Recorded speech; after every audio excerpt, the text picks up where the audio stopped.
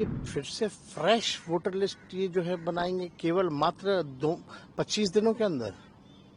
ये इम्पॉसिबल है। 8 करोड़ लोगों का आप डोर टू डोर कैसे जाओगे? ये पूरी तरीके से साजिश है। और जब आखिरी बार ये हुआ था तो लगभग 2 साल लगे थे इस प्रक्रिया को पूरा करने में, तो ये 25 दिन में कैसे प्रक्रिया पूरी कर लेंगे? ये नीतीश जी को डर हुआ, भाजपा को डर हुआ कि ये चुनाव हार रहे हैं तो गरीब, पिछड़ों, दलितों, बहुसंख्यकों का वोट काटो, अल्पसंख्यकों का वोट काटो और जो है साजिश के तहत चुनाव जीतो। बीजेपी जब जब हारती है तब तब ऐसे ऐसे कॉन्स्टिट्यूशनल इंस्टीट्यूशंस को आगे किया जाता है और उस इंस्टीट्यूशन में आरएसएस के लोगों को बैठा करके ये पूरी तरीके से हमारे संविधान और लोकतंत्र के खिलाफ है। देखिए, अचानक से ये कदम उठाया गया है। पहले ये इलेक्शन कमीशन के शेड्यूल में नहीं था और इतना बड़ा कदम उठाया गया है, हमको याद भी नहीं है कि आखिरी बार इतना बड़ा कदम कब उठाया गया। और ये फिर से फ्रेश वोटर लिस्ट ये जो है बनाएंगे केवल मात्र 25 दिनों के अंदर। ये इम्पॉसिबल है। 8 करोड़ लोगों का आप डोर टू डोर कैसे जाओगे? आप डॉक्यूमेंट्स ऐसे मांगे जा रहे हैं जो गरीबों के पास है ही नहीं। और सबसे पहली बात, ये बाढ़ से हमारा बिहार 73% क्षेत्र जो है वो डूबा रहता है, ग्रसित रहता है, त्रस्त रहता है।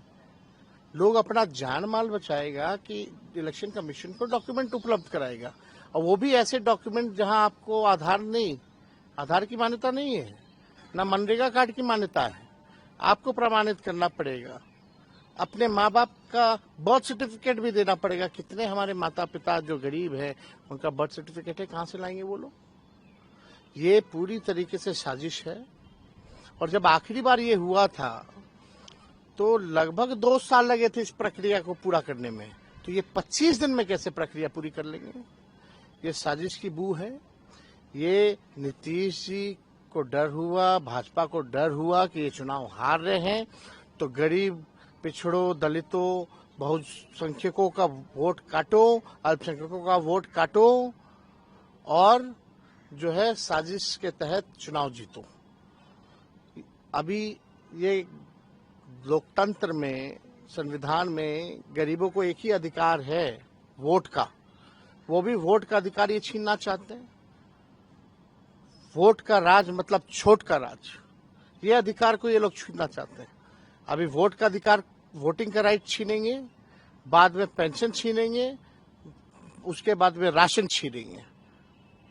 ये लोगों का एजेंडा साफ दिखाता है कि बड़ी साजिश है, बू आ रही है। और ये नीतीश कुमार जी और मोदी जी मिलकर के गरीबों का काट रहे हैं वोटर लिस्ट से नाम। ये अन्याय है, इस अन्याय को हम लोग सहने वाले नहीं है। महाराष्ट्र में भी देखा गया था, आप विपक्ष ने उठाया था सवाल कि ये जो इलेक्शन कमीशन है वो जो वोटर लिस्ट बनता है उसमें खेला हुआ था। बहुत गरीब ऐसे हैं जिनका आधार कार्ड भी नहीं बना हुआ है, लेकिन आधार कार्ड भी इसमें मान्यता में नहीं है। अभी कुछ दिन पहले ही इलेक्शन कमीशन आधार कार्ड को लिंक कर रही थी ताकि डुप्लीकेसी ना हो लिस्ट में, तो इसमें आप क्यों आधार कार्ड को नहीं इंक्लूड किए? पहला सवाल। ये अन्याय हो रहा है। तो आपको शक है कि कहीं ना कहीं ये सब जो हो रहा है कहीं ना कहीं चुनाव को हैम्पर? बीजेपी जब जब हारती है तब तब ऐसे ऐसे कॉन्स्टिट्यूशनल इंस्टीट्यूशंस को आगे किया जाता है और उस इंस्टीट्यूशन में आरएसएस के लोगों को बैठा करके ये पूरी तरीके से हमारे संविधान और लोकतंत्र के खिलाफ है।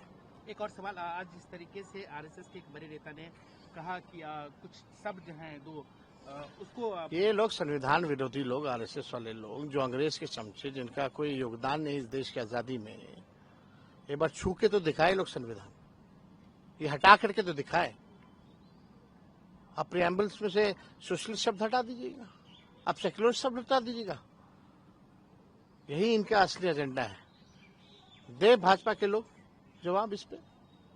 वो संविधान में छेड़छाड़ नहीं करने की बात कर रहे हो। ये लोग सब आरक्षण खत्म कर दिया, सब कुछ जो है निजीकरण कर दिया गया, स्वतः आरक्षण खत्म कर दिया। ये लोग आरक्षण विरोधी लोग हैं, ये लोग संविधान और लोकतंत्र विरोधी लोग हैं।